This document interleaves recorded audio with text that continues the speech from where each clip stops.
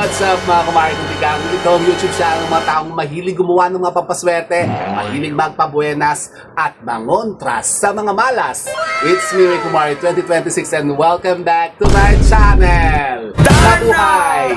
And for today's video po, mga kumari kong tigang, ito, due to insistent public request ng ating mga followers dito, mga kumari kong tigang, i-share naman daw ulit natin yung ating video tungkol po sa paggawa ng ating napaka-powerful po na prosperity money oil. Talaga ba? Meron palang gano'n. Merong gano'n na makumalit. At yun po yung na-share na po natin before. Mga siguro 4 years ago na. Alex, ang tagal na pala. Makumalit. Ayun ba? Pues, ngayon nga po ito, i-refresh natin yung video na yan, hama kumain kutigang, at ngayon nga po, mag-share tayo ng panibagong version. Hi! Mga dinti kayo, pero tatakbuhan ng mga pusa dito sa harapan ko, ako yung nagbablog dito, So yun na nga, tayo ngayon ay gagawa naman po ng panibagong version po ngayon ng ating napaka-powerful po na yan nga, prosperity money oil na napakainam pong pang-boost at panghikayat ng sinasabing mga positibong enerhiya, lalong-lalo na po kung kayo po ay nagbebenta, nagtitinda, nakikipagtransaksyon ng aalok ng kung ano-ano para kayo po'y swertihin talaga at talagang kayo putusin ng napakaraming benta at pera. Gets? So yun na nga po, mga. So eto na yung ating secret recipe. Actually, hindi man siya secret recipe. Hindi naman ito secret kasi na-share ko na nga ito before. Ito po yung ating, ang tawag doon, yung concoction or anong tawag doon? Sangkapan. Kasi ito nga, i-share ko na nga po sa inyo yung ating mga sangkap ngayon sa paggawa nga ng napaka-powerful po na prosperity money oil. At yung nakakabakabayan nga, wala na masyadong chikatalakas kasi baka kayo po'y ma-board na naman. Ito na habakabayan nga, isulat yun na yung mga sangkap na babanggitin ko. Konti lang naman po ito, hama kumari kong tigang, at ito'y madaling nyo lamang po makukuha dyan sa mga pamamahay po ninyo. Madaling maatikha lang ito, hama kumari kong tigang, meron ito sa palengke. So ano ba yung mga yan? Ganito po. Yan. Medyo, marami-rami ng konti. Pero konti lang,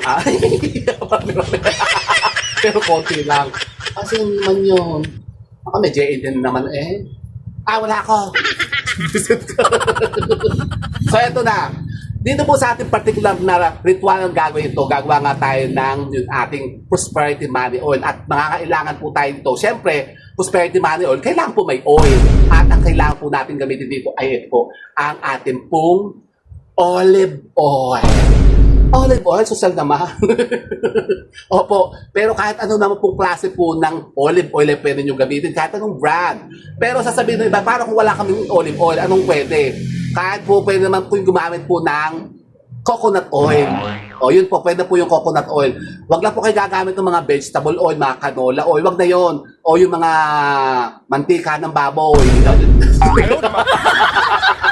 Kailangan po mas maganda kung olive oil, ha? Kahit yung mga simple lang, ito kasi yung oleo extra virgin olive oil. Hindi makailangan extra virgin. Kahit na hindi virgin, okay lang. So, oil, oil. Konti lang naman.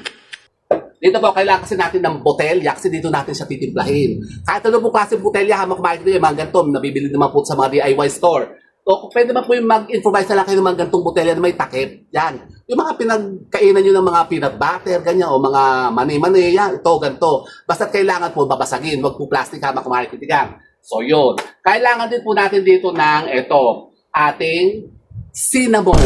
Pero hindi po cinnamon stick. Cinnamon powder. Kasi titimplahin nga natin siya Pero pwede naman po, kung wala na pong powder, pwede naman po kayong magtipak-tipak lang po nung ginutgut na cinnamon stick.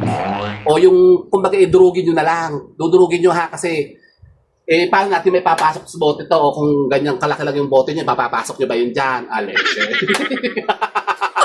Di ba, common sense naman ha? Pwede po kayo gumamit ng mga cinnamon stick, pero dudurugin nyo, o cinnamon powder. Mas convenient na. Powder na lang, 10 piso lang sa palengke, meron na. Tapos, kailangan din po natin dito ng rosemary leaves. Rosemary leaves. Talaga napakabango ng rosemary leaves ha, makumain ko kasi alam niyo po ba na isa po ang rosemary leaves na napakainam pong pang-boost ng sinasabing positive energy ng kaswertihan sa paghikayat ng pera. Talaga ba, opo? At isa pa po, habang ito po, ang ating naman pong, clove. Yan, clove, hamak kumarin ka, kayo mag-inom ng clove. Sabi ko sa inyo, magtimpla lagi kayo ng clove kasi ito'y napakainam sa ating immune system. Pang-boost ng ating mga, yung immune system. Alex. Tapos baka kailangan din po tayo dito ng silver coins. Kasi sasama natin silver coins. Tapos, isang piraso pong shell. Shell, opo, shell. Kasi bakit kailangan na shell? Kasi alam niyo po ba, hamak-malik nila, ang shell ay isa pong napaka-powerful po na lucky charm o pampaswerte na nanggaling sa dagat. Kaya tayo po gagamit po ng shell kasi alam niyo po ba, hamak-malik nila na ang shell ay isa sa sinasabing napakainam na lucky charm. Kung ito po yung gagamitin natin pang hikayat ng sinasabing swerte sa kaperahan. Kaya kayo po, hamak-malik nyo yan, magsabit kayo ng mga shell dyan sa mga pamamahay po ninyo o maglagay kayo isang bowl ng shell dyan sa mga center table po ninyo para talagang kayo po iputusin ng sinasabing unlimited na kaswertehan kasi ang shell po ay galing po sa tubig at talagang napaka-powerful po talaga ito. Pero hindi tayo gagamit ng ganito kalaki, yung maliit lang. Ayaw, diba? Pagkatapos sa hamak-malik nyo, gagamitin po tayo nito. Yung isa sa ating pangmalakasan na sangkap na napakainam pong pang-grant ng ating mga kahilingan at sinasabing ito po yung pag ginamit natin talagang magiging tagumpay. Tagumpay? Opo, tagumpay ang ating mga ginagawang rituala kasi talagang ito po yung magmamanifest talaga. Ano yan? Ito po hamak-malik ang ating dahon ng laurel. Dahon ng laurel. O, bilisan mo na. 7 minutes na. O sige, yun lang po. Yun lang ang ating sangkap hamak-malik. So, ito nga po ay gagawin natin tuwing araw ng Biyernes. Mainam po itong gawin umaga, kapag ng sikat ng araw na ganyan. Mga araw 6:30 hanggang 8:30 ng umaga. Kumuha po kayo ng isang kandilang puti. Yan, kaya may kandila po dito, hamak-malik yan. Sisindihan po natin yan at habang tayo po ay gumagawa po ito, nakasindi siya. Pero bago yun, kailangan po muna tayo mag-alay ng konting panalangin. Kumbaga, tayo po mag-affirm muna ng ating intention po dito sa ating ritual na gagawin. Yan, magdasal muna kayo ng isang ama namin, isang abagin ng Maria at sumasampalataya. Kumbaga, affirmation po ng ginagawa nating ritualang ito. Meron pa pala isa nakalimutan ko, ito pong asinak sa gilid kasi asin, kailangan din natin ng asin na hamak-malik. Hindi natin natin lang siya, napakalimutan ko so, yun lang ating mga sangkap. Hindi po kasama ito. Ito po yung aking mainit kasi so, yun. So, paano ba pagganap ito? Kukuha po tayo ng ating botelya. Saan ko papatong? Wala namang pagpatungan. Ito lang. Kita niyo ba? Sige, isa-isay ko na po hamak-malik kung paano natin siya isasalansan po dito. Unahin po muna natin hamak-malik ang ating silver coins. Lalagyan po natin siya ng piso. So ito po, ilalagay po natin siya una dyan sa ating botelya. Pagkatapos po hamak-malik kunin na po natin ang ating shell. Yan. Pero yung ating yung ating botelya dapat po po muna natin yan. Re-energize po muna natin. Ang pag-re-energize naman po ng ating mga botelya na ginagamit sa ritualan, pwede kayo kumuha po ng isang incense stick tapos pausukan yan sa loob. Yun, i-cleanse nyo po, syempre kailangan malinis, hugasan nyo po muna. Bilad nyo sa sikat ng araw, tapos pausukan nyo ng insenso. Tapos yun, lagyan nyo na po siya ng ating silver coin saka yung ating shell. Pagkatapos po habang kumalik nyo, kunin na po natin ang ating rosemary leaves. Yan, lagay natin. Sa hawakan ko na lang hamak-malik malit lang naman siya. Kita nyo naman siguro sa camera. O yan. Kailangan lang naman po, hindi man sobrang daming kailangan natin ng yun po. Basta kailangan po meron lang tayo may lagay. Tapos kumuha po tayo ng ating cinnamon powder o cinnamon stick na dudurugin. Yan, lagyan nyo lang po. Napakatagagano, nag-glare yung aking ilaw. Kasi nakarap po ako dito against light ako Pasensya na po hamak-malik at wala po akong ginagamit na ilaw. So, yan. So, ayun. Pagkatapos kunin po natin ang ating, itong ating clove. Yan, clove. Ganun lang, napakasimple. Ilang pirasong clove? Kahit po mga 8 pirasong clove hamak-malik yan, ganun lang po karami. So, 1, 2, 3, 4, 5, 6, 7, 8. Ayun. Sobrang isa. Ayun. So, ayan. Pagkatapos pikunin na po natin ng ating mga dahon ng laurel. 3 pirasong buong dahon ng laurel ang kailangan natin dito hamak-malik. So, eto po siya. Bago natin gamitin ang ating dahon ng laurel, dito po muna tayo hihiling ng pangmalakasan nating mga Yan, petition, mga kahilingan, mga wishes. Sasabihin nyo sa kanya, ilalahad nyo dito po sa dahon ng laurel, ibulong nyo po dito yung ating mga hinihiling-hiling, yung ating intention po dito. Yan, sabihin nyo na yung pangmalakasan yung kahilingan. Ba sabihin nyo, pagkalawa mo ko ng siksik, hindi ka tumaapaw na kasaganaan. Bigyan mo ko ng maraming pera, ganyan. Siyempre, prosperity money oil, kailangan putusin tayo ng maraming pera. Ganun talaga. So, tapos ilagay nyo na po siya dyan sa loob ng ating botelya. Oh, so, ganun. Pagkatapos po kumari kong tigang, kunin po natin ang ating olive oil. At ito po ay babantuan natin ng ating olive oil. Kainaman lang naman po kumari kong tigang. Oh, so, ayan. Olive oil ba ito? Parang hindi naman itong olive oil. Parang peke. Pataputla, O parang binubudol ata ako ng olive oil, Basco Olio, 1904 pa palang Basco, olive oil. So, ayan Pagkatapos, panghuli po natin ilalagay po yung ating asin kasi para ito po, hindi mausog o makontra. Maglalagay lang tayo dito ng konting pinch of salt. Ayan. Pagkatapos po, kumari kong tigang, ito na siya. So, anong gagawin natin dito? Ito po muna, kumari kong tigang, i-activate po muna natin sa sikat ng araw.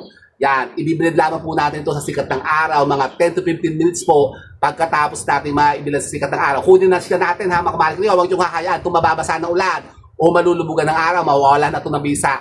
Pagkatapos po ay takluban nyo na siya. Takluban nyo siya ganyan. Pagkatapos talian nyo po siya ng kapirasong ribbon na pula para mas ma-activate po yung power niya.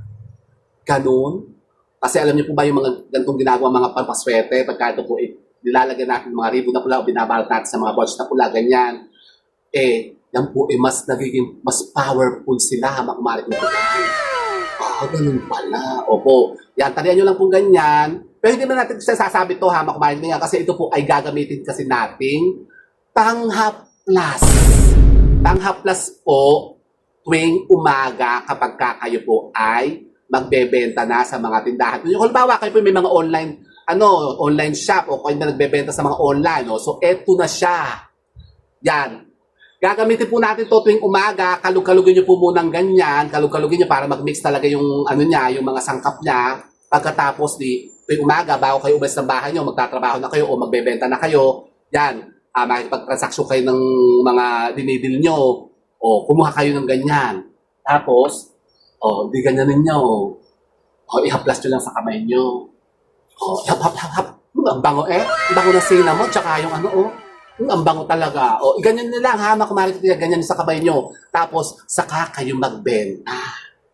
Ganon. Pwede rin po ito, halimbawa kayo po yung mahilig magpasugal-sugal. Para kayo swertehin sa pera. Kasi pera nga kasi ang in-invite natin para manalo kayo. Ganon. So ganyan, ihaplas nyo lang. Hindi naman siya, kasi olive oil to, maganda to sa skin ng olive oil. Tapos yung, natin, cinnamon, napakaganda niya pagka in-apply natin sa ating mga skin niyan. Nakaka-rejuvenate siya. Talaga ba? Oo, mama ko. Hindi siya makate. Hindi naman siya yung parang greasy. Ganun lang, kumari kong tigang. Gawin niyo po yan tuwing umaga bago kayo benta, magtinda, makipagtransaksyon o mag-online selling o kung kayo po magsusugal, magbibingo kayo, mag-scatter kayo. Subukan nyo ito. Ang ating napaka-powerful po na Prosperity Money Oil na 4 years ago po ay sinare na po natin ito at ito po ngayon ay nire-refresh natin. So, eto na ang sangkap ng ating napaka-powerful po na Prosperity Money Oil. Subukan niyo po ito kumari kong tigang. Kung halimbawa kayo po palagi na lang, parang lagi kayo inaalat. Yung hindi kayo makabenta, lagi kayo nalulugi sa mga negosyo nyo, hindi kayo makapanalo sa mga sinusugal-sugal nyo, eto na. I-try niyo po ito. Pero disclaimer po kumari kong tigang. Baka sabihin nyo, baka keme lang yan o baka mga lang yan, scam lang yan, hindi matotoo yung mga ganyan. Siyempre, ito po, gagamit tayo nito, sasabay pa rin po natin to ng pagkilos at paggawa natin. Siyempre, baka naman kayo gagamit nga ito, gagawa kayo ng ito, wala naman kayong ginagawa sa sarili po ninyo, kayo nakabikang lang sa mga pamamahay po ninyo, kayo mga nakaulaga lang dyan, aleche, wag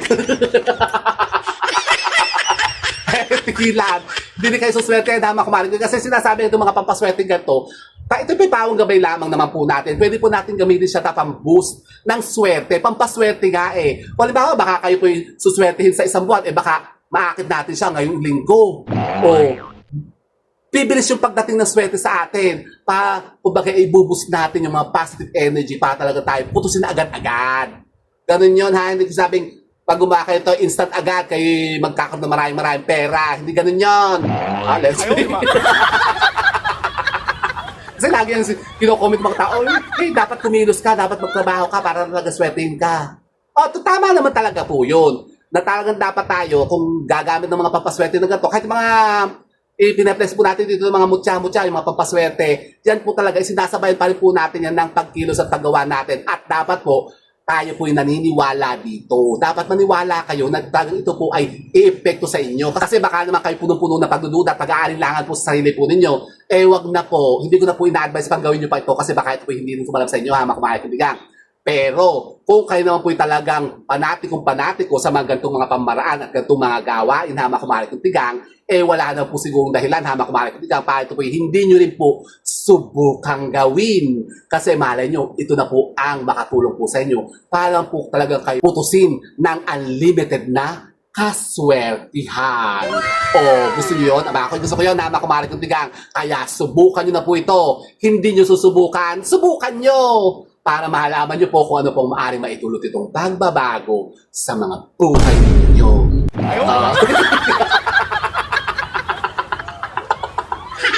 So, yun po mga kumarik ng tigang. Sana po may napulot na bagong idea at kaalaman sa pag-akit naman ng mga bagong kaswertihan. And with that, mga kumarik ng tigang, keep safe and God bless. Thank you for watching. Bye mga kumarik ng tigang. Darna! Darna!